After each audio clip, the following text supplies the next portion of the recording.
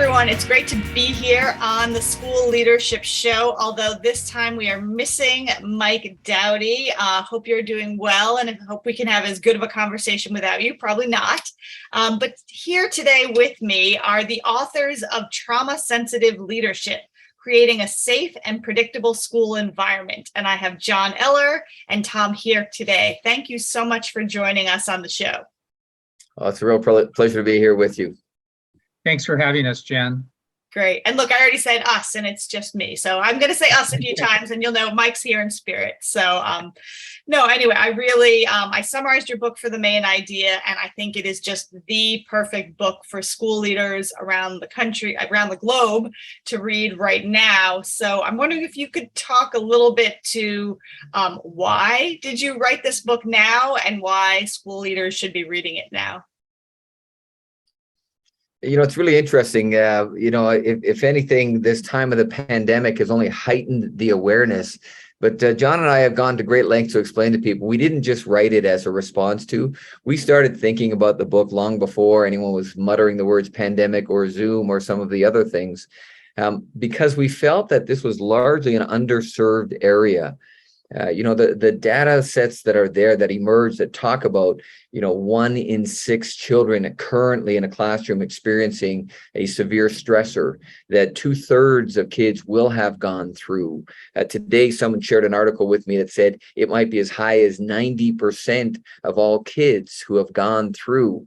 So, it got highlighted during the pandemic for certain that we were woefully inadequate in our response. Our responses tended to look like, oh, you know what? Jen lost her grandfather. Let's all close the circle around Jen for a week and, treat her with kindness. And wonderful, was a great approach but it undermined the fact that so many of our kids were experiencing this. So many of our colleagues were experiencing this. And so we embarked on this notion of having a much more holistic approach. Came up against the notion, of course, of I'm an educator. I don't necessarily have the tools. I'm not sure I'm into all of that aspect. And so we tried to take it from a perspective, both of us being long-term educators, of how we might make this tangible for our colleagues so that we could begin the heavy lifting that we think every school district, and I love what you said, around the globe, will take up the charge and become more trauma sensitive, more trauma informed. And as Tom and I had worked together on other projects in the past, this is the first book we've done together. Actually, Trauma-Sensitive Instruction was our very first. But we were looking at some of our topics, and they really fit together into this whole area of trauma-sensitive instruction. And if you've read the book, you probably know Tom and I both grew up in homes that were trauma impacted. And we've both been school leaders, and this was an area that we'd seen for years, that many students were coming from homes where maybe there was conflict and alcoholism and things like that. And as Tom said, educators never really felt that they had the tools. So it's kind of the culmination of the work that both of us have been doing for years, came together on this particular project. Yeah, I did note that. I thought that, the two of you are certainly uniquely qualified, both having grown up in those trauma impacted environments and having been school leaders. You really brought a lot to this book. And, like you said, Tom, it isn't just a we're still dealing with, despite what the president said, we're still dealing with the pandemic response. But everything you wrote in the book, I taught over 20 years ago, but I could relate to, or I could think back to certain students in my classrooms, even back then. Would you mind telling the listeners a little bit about the ACE study and what that brought to light for many people? Sure. In the mid-1980s, Kaiser Permanente had commissioned a study that was done. And basically, they looked at, I think, around 40,000, what they thought were kind of well-adjusted middle-income people. And what they did was they took a look at their health histories, and then they asked them to complete an ACEs survey, which asked them to respond to 10 kind of very common traumatic experiences. And what they found was at least 25% of those people had at least one ACE, and up to 50% of them had had 4 or more. So this was kind of the pivotal study that really raised awareness around this whole idea of what are ACEs, or adverse childhood experiences. And then subsequent to that, the study's been replicated because, again, the time of the initial study was largely a middle class, largely a white population. So it's been replicated in a number of other constructs, different environments, looking at an African-American population construct, looking at larger city centers. And the data sets hold true time and again. And, as an educator, and most of your listeners who are educators will understand this, that the impact doesn't just reside with the one individual, right? We see the same thing in Canada, where I'm coming from. We're doing a lot of work with our Indigenous folks and on a truth and reconciliation journey about the impact of residential schools. That impacted those children as adults, their inability to parent. Well, you can imagine then, if you grew up in a trauma-filled environment, and by the way, let's be clear, it's not a death sentence, right? It does mean that you've got to do some work, but it is possible to overcome even if you've had 4 or more of these adverse childhood experiences.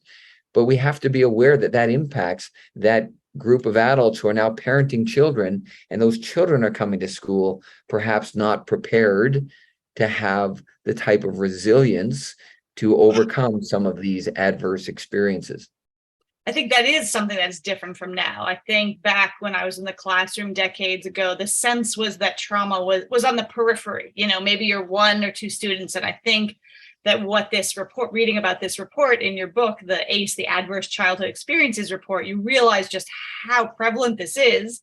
And then, of course, now you have to lop on top of that a lot of the impact of COVID-19, of course. So I think the prevalence of it, and then also the long-term impact. So I'm wondering if you could talk a little bit about what we have learned more recently about the impact of trauma on the brain, and why this is important for those of us who work in schools. Yeah, the most essential piece is for people to understand that trauma is very unique. Trauma is very personal. So what might be traumatizing for me could be something that for John, it just rolls right off and it doesn't have the impact. That doesn't make it right or wrong, right? So we have to understand that if a child has experienced something traumatic and they leave house and come to school in the morning, what ends up happening in the brain, the most important, significant piece for people is to understand that this trauma, this fear-inducing event, stimulates the amygdala. The amygdala releases cortisol. Once cortisol is in the body, all learning stops. It doesn't matter how magnificent you are. It doesn't matter how awesome your lesson is. It doesn't matter how wonderfully well you greeted that kid. That child is unable to learn. Their cognitive processing has gone offline. Their ability to emotionally regulate has gone offline. And until the body metabolizes that cortisol, takes 2 to 3 hours, by the way, that child is in a state of dysregulation. Now, usually after about 20 to 30 minutes, we may be able to make some gains. So, what we have to always encourage our colleagues is to not take this personally, but to understand that maybe there's something else going on. That maybe when John arrives to school today, he looks a little more out of sorts than he might typically be his happy-go-lucky self. And that it's not about now trying to consequence John to better behavior, to have a more appropriate response, because that's just going to be more trauma-inducing. He's gone through emotion already. He needs calmness and stability in order to calm himself down and get to a state where he can begin to process. As Tom and I work with educators across North America, people are really surprised and appalled by the biological part of this whole adverse childhood experience. Some children are able to develop coping skills, which we call resilience. They're able to kind of put this off and maintain composure where others aren't. And a really scary fact of this is that the younger the child is experiencing these traumatic events, the less likely they are able to control them. So, for example, as adults, if we're exposed to something traumatic, we learn how to control our brain so that we can not react.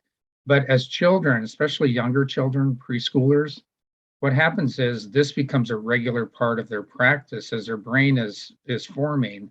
It starts to develop this kind of predisposition for reaction. And we talk a little bit about the biological part of this when we work with educators. It's interesting because the cortisol, it's a natural human reaction that's supposed to protect us in times of physical, threat. So the blood supply of the brain is actually focused on the center core part of the brain, which some people know as a reptilian brain, which only can react. So when children have multiple adverse events, or when they have events that happen all the time, this becomes a regular part of the reaction.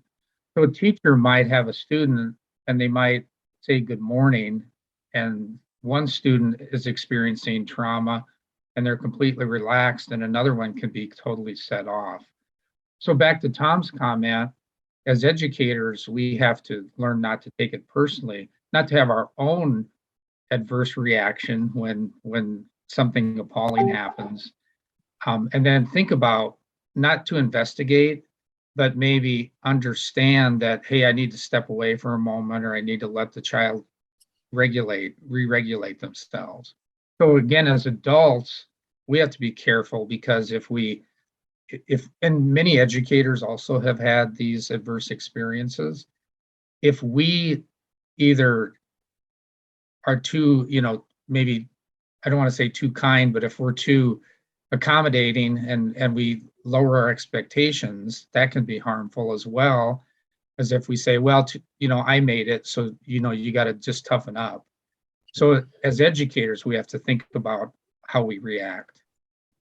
Yeah, that's something you emphasize in the book, that with such a large percentage of people in the general population who've been impacted by trauma, that includes our teachers, our staff members as well.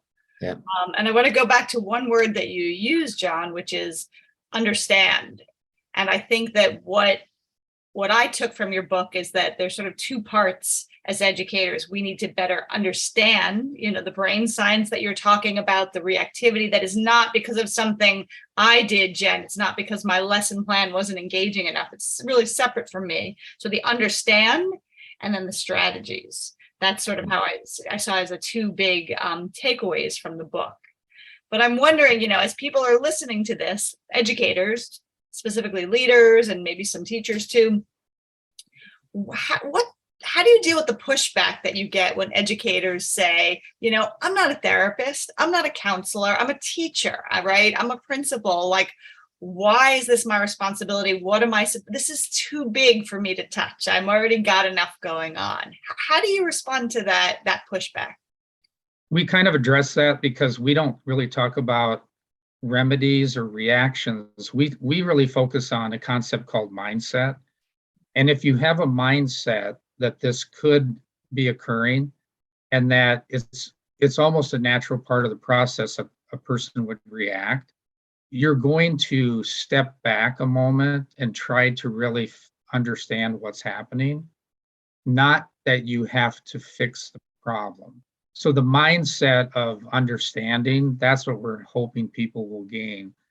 Many of us don't have the skills to counsel or to work someone through a situation, but we do have the skill to stop making a reactionary decision, develop the mindset that lets us sit back and understand.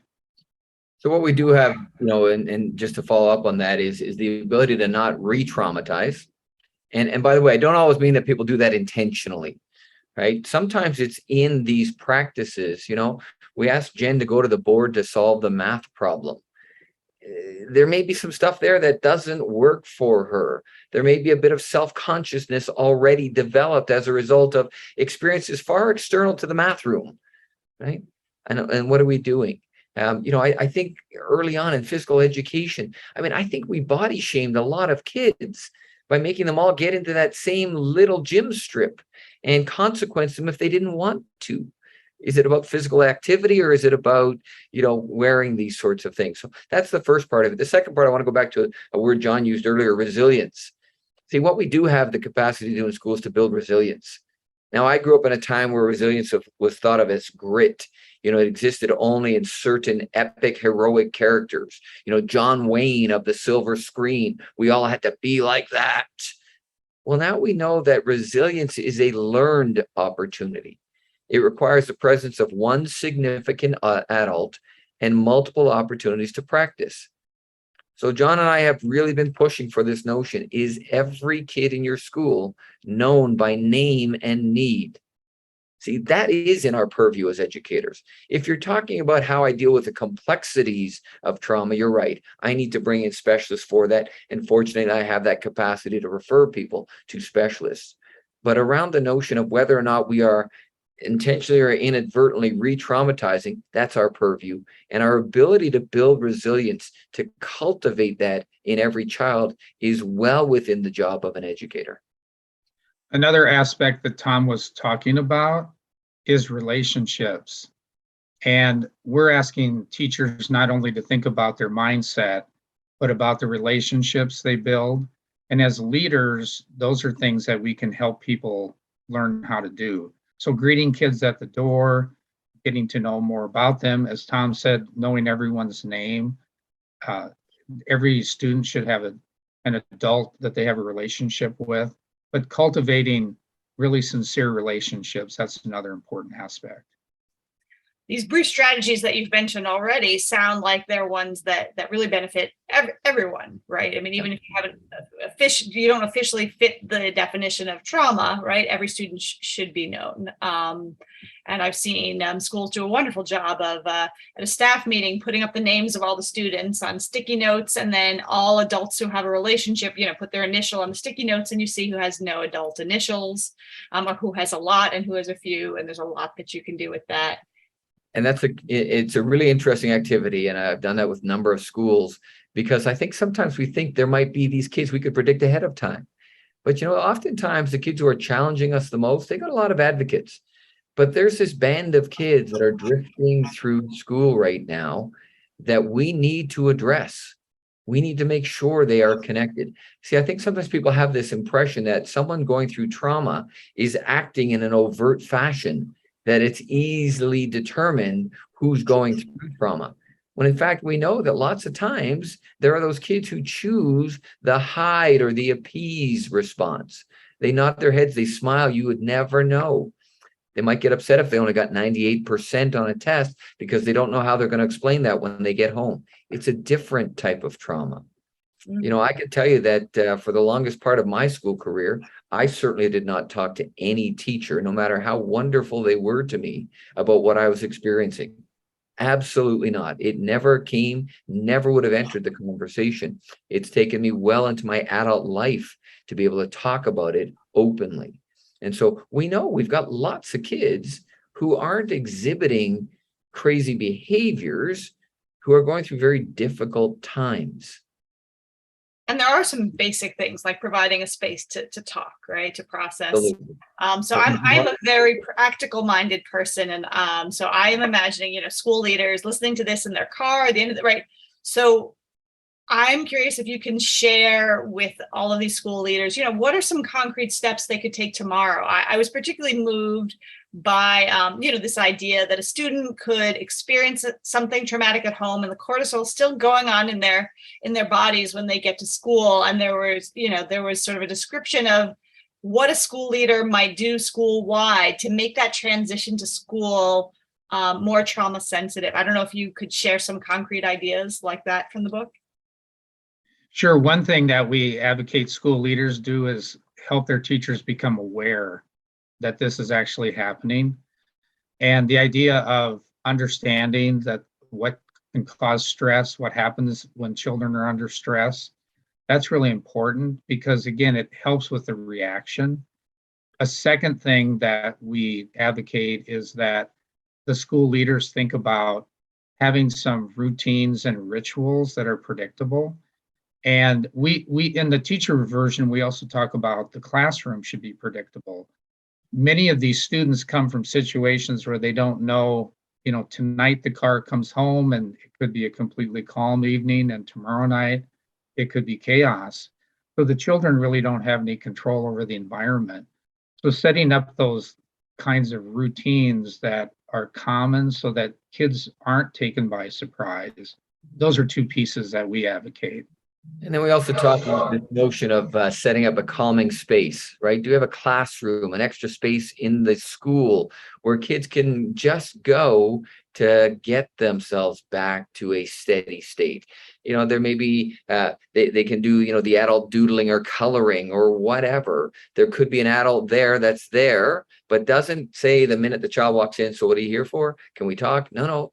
The kid will let them know, but it's a calming space. Within a classroom, can we section off a piece of the classroom where kids can just go to begin this process of self-regulating? That's a great skill that we should be nurturing in all of our students. It's a skill we could use as adults so that we don't always get upset in traffic, for example. We'll always get upset in traffic, but it's not that complicated, right? To be able to set up a space, you do need to staff it. You don't want to leave kids alone.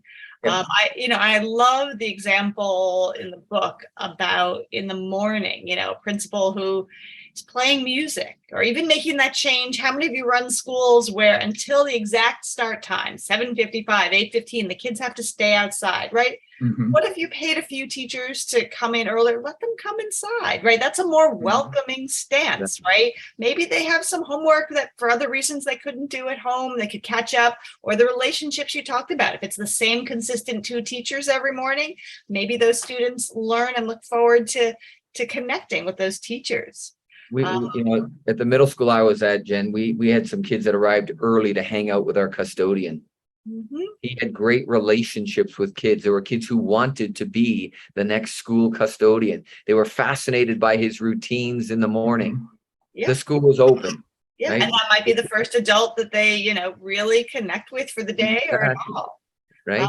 Another school-wide procedure that I really liked was changing the attendance procedure. So it's not just present, not present, but that the kids would all do some type of emotion or mood meter. And if students checked off either I need time for myself or I'm not ready for learning, if they checked that off twice during the week, that sort of was a red flag, and then they could get sent to a counselor. And that seems like a very preventative thing rather than waiting for 6th period. That kid wasn't ready for learning 1st period. So now 6th period, you're dealing with the fallout of that. But if somebody puts that in, if a student puts that in first thing in the morning, how wonderful a way to say, we could go to this room that you talked about to take a little space.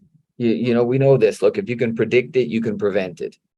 Right. So let's not turn off our observational skills. Teachers are great at this. Principals are great at this. Noticing kids who come in on Monday morning wearing the same clothes they wore home Friday afternoon. It's easy to suggest that perhaps that kid didn't have the greatest weekend. So now what do we need to do? I've worked in some schools where the principals are out greeting the buses. Talk about setting the tone, right? When I was a district leader, I'd share with the principals all the time, I shouldn't be able to phone the school and have your secretary say, yep, she's right here, he's right here.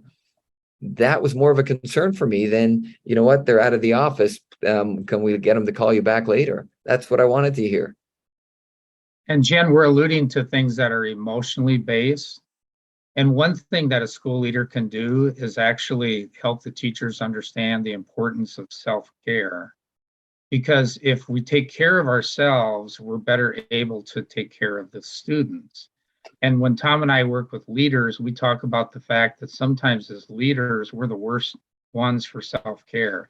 And we say, go home, be with your family or take off for a doctor's appointment. But then we're the ones staying there. So the leaders need to think about self-care and then make it a part of the teacher's life, because that sets the emotional tone. When people are more healthy, they can actually react differently. And I think it goes beyond self-care. I think it's the idea of modeling trauma-sensitive practices, right? Mm-hmm. So self-care is one of them.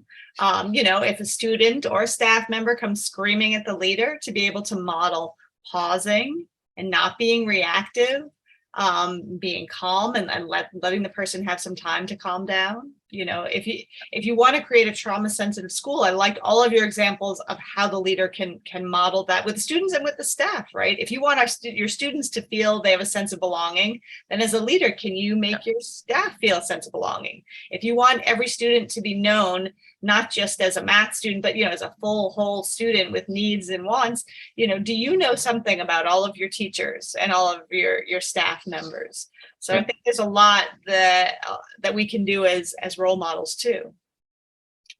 So I like, you know, some of your descriptions, and I want to keep an eye on the time of the, you know, like what is a trauma sensitive classroom versus a more traditional classroom, or a trauma sensitive school? Can you help versus a traditional school? Can you help our listeners visualize, like, what would it mean, you know, if the two of you walk into a school tomorrow and, oh, this is a trauma sensitive school. Oh, walk into this classroom. This is a trauma sensitive classroom. What are some of those attributes? Well, I think the fact that people have an awareness that trauma exists, and then they take those steps to build relationships. So in a school, you're going to see teachers who are up and walking around, greeting kids at the door, maybe visiting with students in the hallway. As Tom said, leaders are out in the morning, teachers are out in the morning when kids are being dropped off or they're walking to school, setting that tone. The idea that because they have an awareness, they develop some common processes and procedures so that every place that child goes, they have similar kinds of experiences. So again, it's not shifting gears back and forth. Friendly, outgoing staff. And I think kids who feel comfortable, you know, sitting in rows maybe is great for organization, but it doesn't always work for every teaching style. So kids in groups, a lot of schools start off with morning meetings where kids can actually talk about how they're feeling and how they're going to work, you know, how they're going to focus on the day to be successful. I think it's going to be much more flexible than regimented. Yeah. You know, and that last part's critical. You know, listen, we've all worked in schools where a lot of this stuff gets housed in prepackaged lessons. Now, I'm not suggesting for a moment those are terrible, but they are a tool, right? But we have a theme week on empathy, and that's it. That's the only time we talk about it. We schedule advisory periods Monday, Wednesday, and Friday at 9 o'clock, as if every kid can keep track of their crises until those moments only. So in a trauma sensitive, trauma aware school, we might see that although we had a brilliant lesson plan today, the teacher senses that 3 kids are walking in a state of discord.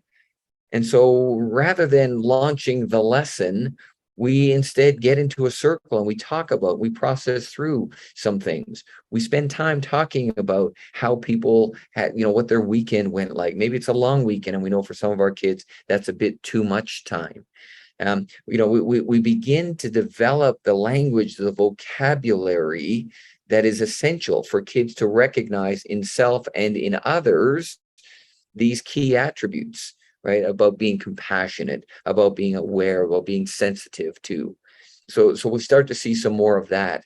You know, the emphasis on relationship building is there not only beginning of the year, but throughout the year. That we know there are key times during the school year where there are spikes in misbehavior. And it's equally important that we recognize as adults, we also took our foot off the gas a little bit because we're also excited about Christmas coming up. We're also looking forward to summer break, right? So in trauma sensitive schools and trauma aware schools, there's an anticipation of those times, and we almost preempt them. We almost do a booster shot to remind everybody. Look, February is the shortest month on the calendar. It's the longest month in any school year, right? We have juice to get us through from Christmas through January, but then it's colder, it's darker. You know, there's no holidays till forever. Why is Easter so late this year? And on it goes. Well, again, we anticipate these things, right? They structure the school. They're collecting positive evidence as much as they're collecting negative evidence. Tom talked about this earlier, and I really want to come back and emphasize this point about teachers supporting students and learning how to regulate themselves. So in a trauma-sensitive, trauma-informed school, you're going to see, instead of classroom management, quote, discipline being punitive, rule-based, it's going to be, we're going to teach the students the skills they need to be successful. So you're going to see teachers teaching kids how to deregulate, or how to regulate themselves, how to de-escalate conflict, how to deal with conflict. I've seen schools where students are actually conflict managers.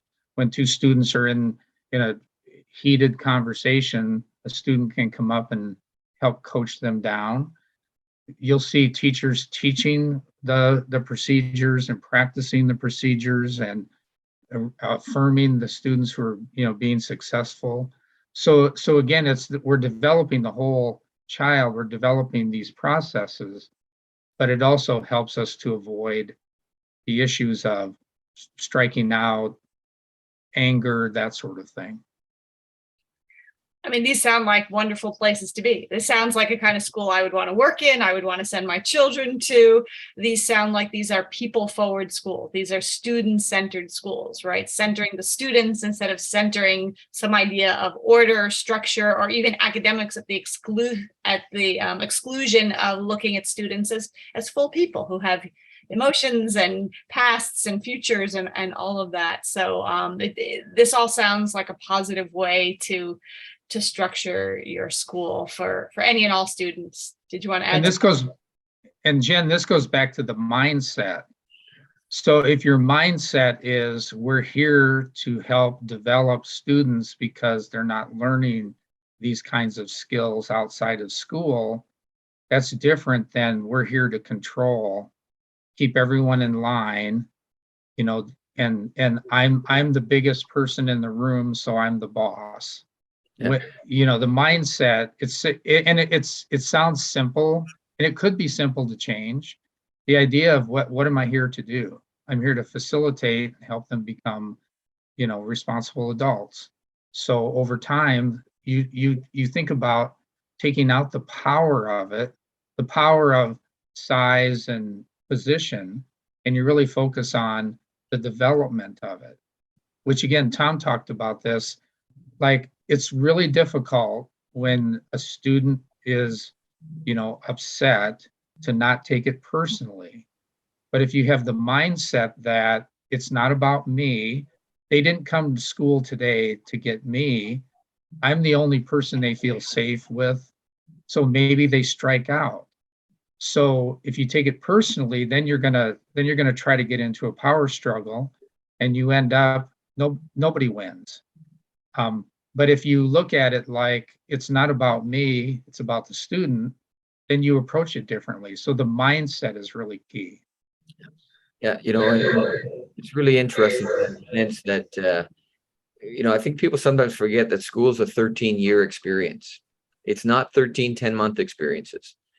And I've been doing a really interesting exercise with colleagues of late. I've said, okay, so tell me what attributes you want every young woman and man to have at the end of that 13-year experience.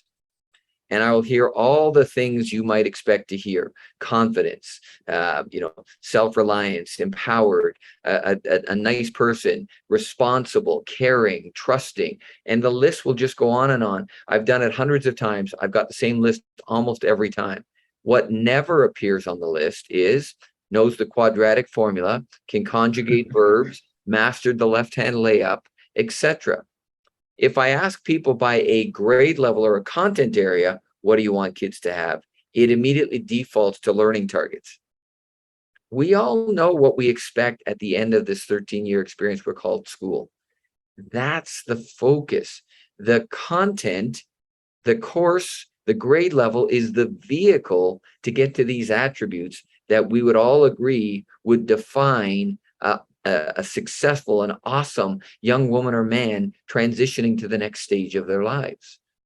In trauma-sensitive environments, we're focused more on that end product, not the temporary of somebody struggling with grade 3 math. Well, that seems like Oh, go ahead, John. By the way, I've worked for a number of years helping teachers get a master's in teacher leadership. And I did an activity similar to Tom, except I said, tell me what were your greatest memories from your 13-year experience of being a student yourself. Almost all of the memories were emotional, relationship, things they learned from teachers. There was almost nothing related to content. Yeah. So of course, as we're talking with a group of teachers, we have to think about, what does that mean? You as an educator yourself, it wasn't the content, it was the relationship and what you learned about that teacher from the personal standpoint that was much more meaningful. So I think a final important takeaway for leaders, given what you both said, is first of all, those are two great activities that leaders could do. Have your teachers list the 13 years and what they take away and remembered from their kindergarten, first grade, et cetera, years. And then also, what do you want a graduate of our elementary, middle, high school to look like? Because it's important not for leaders to walk away from this podcast, this book, with a set of strategies. Yes, the strategies, but to start with the mindset. And the way all educators act and how they behave is based on their beliefs. So we have to start with the beliefs, right? If they believe kids are acting out because, they're out to get us, or our lessons aren't engaging enough, they have to work on that mindset first. So it's an adaptive change to change the mindsets of educators. So leaders should come away from this to think about, what are the mindsets that we can discuss and massage, and then what are the strategies? And this book is full of both. So I recommend it to everyone. It is Trauma Sensitive Leadership, Creating a Safe and Predictable Environment. I just had a great conversation with John Eller and Tom Hirk, and they do have a companion book, Trauma Sensitive Instruction, that you could get for your teachers when they want to drill down into some of those strategies. So any final, where people can find you if they want more of your work and your expertise? I've just got my website, tomhirk.com is probably the safest place. First initial, last name at Gmail, if anyone wants to send a Gmail message. And same here, I'm jeller3@gmail.com. And I also have a website, Eller and Associates. Great. Well, thank you to both of you. I'll ask Mike to put those in the show notes. We missed him, but no, really, thank you for your time. This is such important work, and I'm glad that we're getting it out there now. So thank you. Thank you. Appreciate your support. Thanks for listening to this episode of the School Leadership Show, a podcast for aspiring and practicing school leaders. Send your comments, questions, and show ideas to me, Mike, at schoolleadershipshow.com. And please consider rating the podcast in iTunes and leaving a comment. And definitely pass the show along to your colleagues.